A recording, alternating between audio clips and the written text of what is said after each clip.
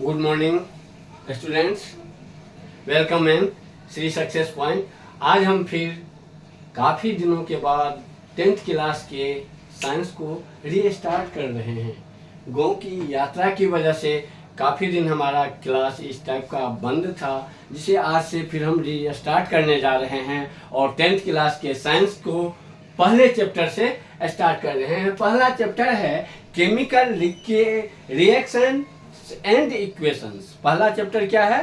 Chemical reactions and equation, रासायनिक अभिक्रियाएं और समीकरण।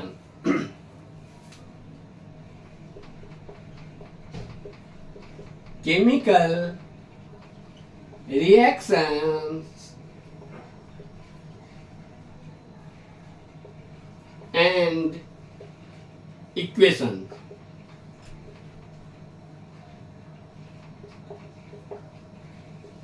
रासायनिक अभिक्रिया और समीकरण। हम अपने दैनिक यदि हम अपने चारों तरफ दैनिक जो काम करते हैं उसमें यदि हम देखें केमिकल रिएक्शन को, तो बहुत सारे केमिकल रिएक्शन हमारे आसपास चारों ओर हो रहे हैं, बट हम उस पे निगाहें नहीं डाल पा रहे हैं, उस ढंग से उसको नहीं देख पा रहे हैं, जिस वजह से हम उस चीज को नहीं जान पा रहे हैं, जो ये रासायनिक अभिक्रिया है। अब हम रासायनिक अभिक्रिया किसको कहेंगे? जब किसी भी वस्तु में रासायनिक परिवर्तन होता है तो हम मानते हैं जो कोई ना कुछ रासायनिक अभिक्रिया हुई है। अब हम कुछ एग्जाम्पल जो हमारे आसपास चारों तरफ हो रहे हैं, हम उन चीजों पे गौर करते हैं। जैसे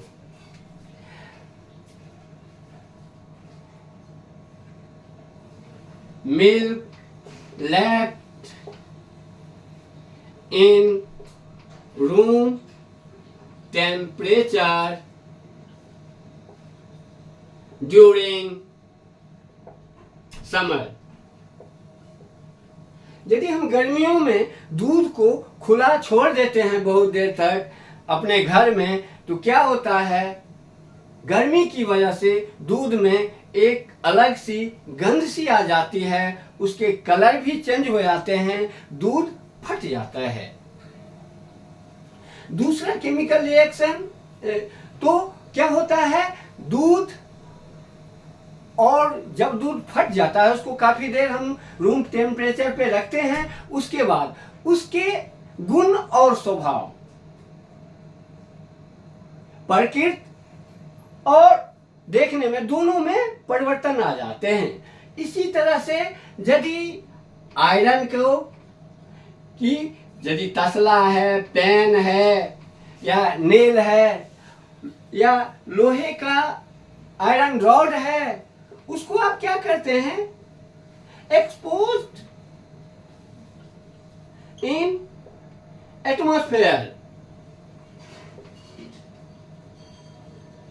जब हम लोहे के किसी बर्तन को या लोहे के टुकड़ों को खुले वातावरण में छोड़ देते हैं, तो क्या होता है? लोहा वायुमंडलीय ऑक्सीजन और जो आर्द्रता होती है उससे रिएक्शन करके फेसोफेरिक एसिड का जो लोहा होता है उसको खा के जंग के रूप में एक अलग सी परत जमा देते हैं, जिसका कलर लोहे के कलर से मिलता जुलता लेकिन थोड़ा अलग होता है। गुण लोहे की जो मजबूती होती है उसको वो समाप्त कर देता है।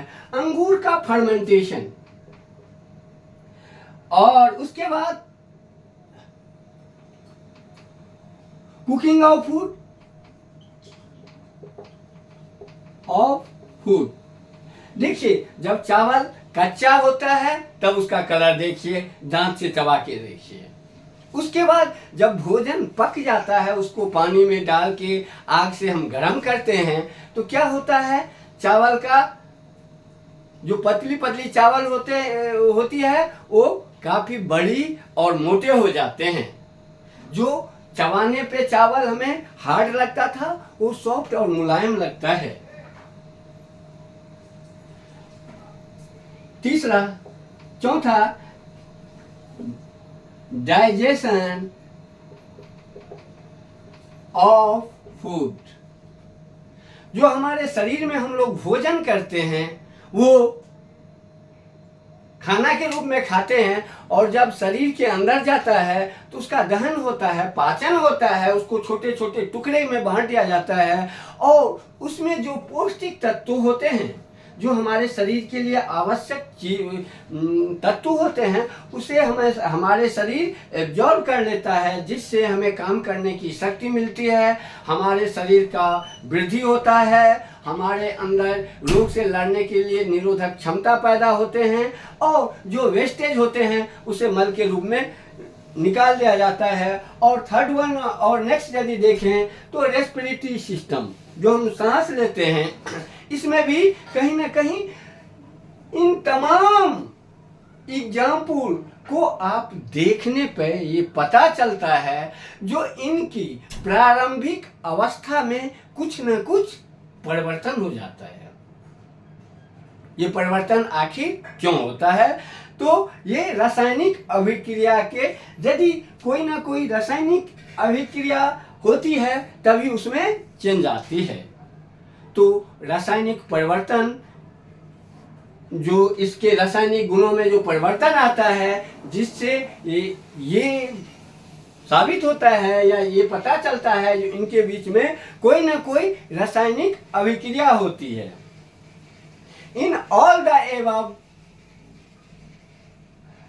Situation we observe that the nature and identity of initial substance has changed.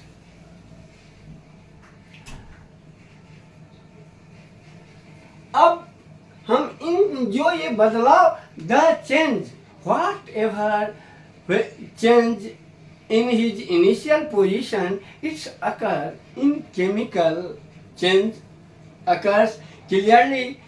So and chemical reaction was taken place। जो इसमें जो दूध में जो परिवर्तन होता है, या आयरन के रॉड में जो जंग लगते हैं, या भोजन, इससे ये पता चलता है जो इनके रासायनिक गुणधर्म में जो बदलाव आए हैं, ये बदलाव रासायनिक अभिक्रिया हुई है। अब हम कुछ प्रयोग के द्वारा देख सकते हैं, जैसे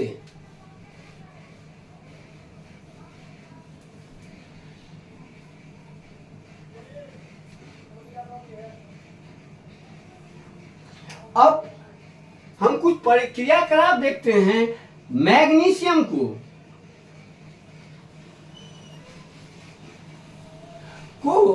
मैग्नीशियम के फीते होते हैं, उसे आप यदि वायुमंडल में ओपनली जलाते हैं तो श्वेत लौ के साथ जलकर, ये एक बर्नर होता है जिसमें ये मैग्नीशियम के फीते हैं, जिसे हम ये हैंडल के द्वारा, ये चिमटा है, जिस चिमटे के द्वारा ये रिबन है पकड़, जिससे हम पकड़ लेते हैं, ये हमारा बर्नर है जिससे हम जलाते हैं, तो ये व्हाइट लौ के साथ जलकर मैग्नीशियम ऑक्साइड में परिवर्तन हो जाता है। तो ये लाल कलर की फीते थी जो वायुमंडल में के ऑक्सीजन से रिएक्शन करके जलकर मैग्नीशियम ऑक्साइड में कन्वर्टेड हो जाते हैं। Mg+O2 बराबर MgO। अब इधर देखो, हमेशा केमिकल रिएक्शन में एक मास कन्वर्सेशन का लॉ है जो कहता है रासायनिक अभिक्रिया में द्रव्यमान का कोई विनाश नहीं होता है। यानी केमिकल रिएक्शन से पहले जो जितनी क्वांटिटी है जिस तत्व की, उतने ही केमिकल रिएक्शन के बाद भी बने रहेंगे।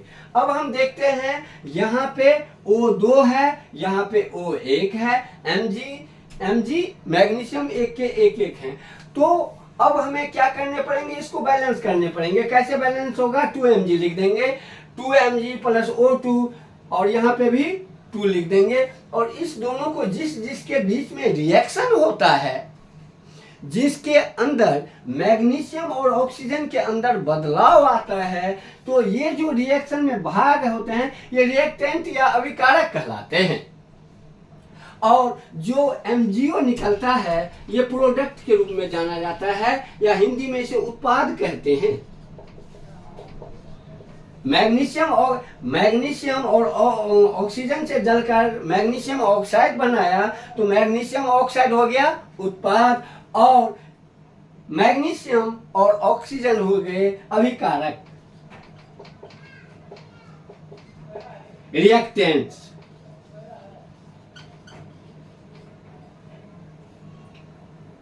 अब कोई केमिकल रिएक्शन हुआ है, इसमें अब देखते हैं मैग्नीशियम जलकर ये व्हाइट पाउडर बन गया, जो लाल रिबन के फिट लाल कलर के थे। तो केमिकल रिएक्शन हुआ है, इसको हम और यदि एक और केमिकल एक नेक्स्ट एग्जांपल के साथ हम देख सकते हैं। यदि जिंक में एक परखनली ले लेते हैं,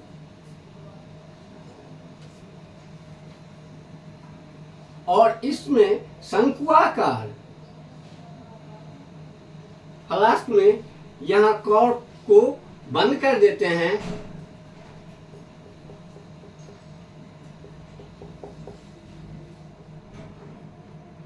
और इसमें जस्ते के टुकड़े को रख दिया जाता है, जिंक।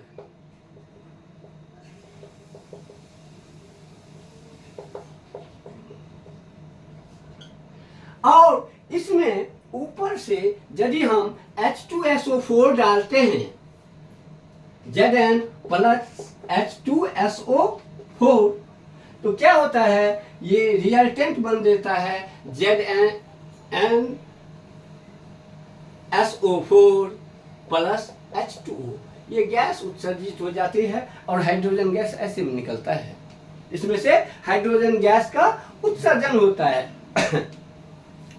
अब केमिकल रिएक्शन हुआ है, बहुत सारे प्रैक्टिकल हैं जिससे आप देखेंगे तो इससे साफ क्लियरली पता चलता है केमिकल रिएक्शन हुआ है, इनमें से तो कुछ ना कुछ उसमें परिवर्तन होगा। सबसे पहला चेंज इन स्टेज। यदि ठोस द्रव और गैस रिबन को जब हमने जलाया तो वो ठोस अवस्था में था, जला दिया पाउडर बन गया, तो उसके आकार और आयतन दोनों अनिश्चित हो गए। अब दूसरा change in colour.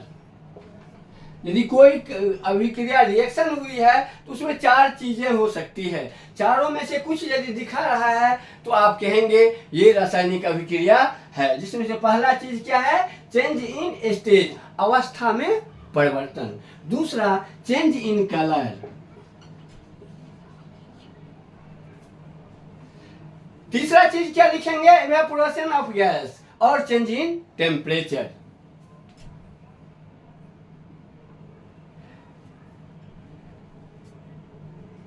Evaluation of gas और चौथा है चेंज इन टेम्परेचर।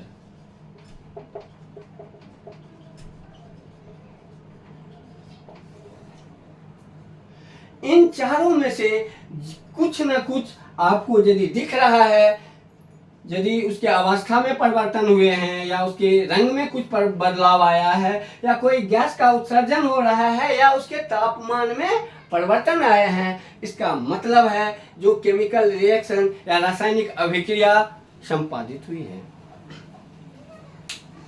बस यदि श्री सक्सेस पॉइंट के दर्शकों का हार्दिक अभिनंदन। यदि हमारी वीडियो अच्छी लगे तो प्लीज़ स्टूडेंट तक पहुंचा, हमारे चैनल को सब्सक्राइब कीजिए, लाइक कीजिए और छात्रों तक पहुंचाने में हमारी मदद करें। धन्यवाद।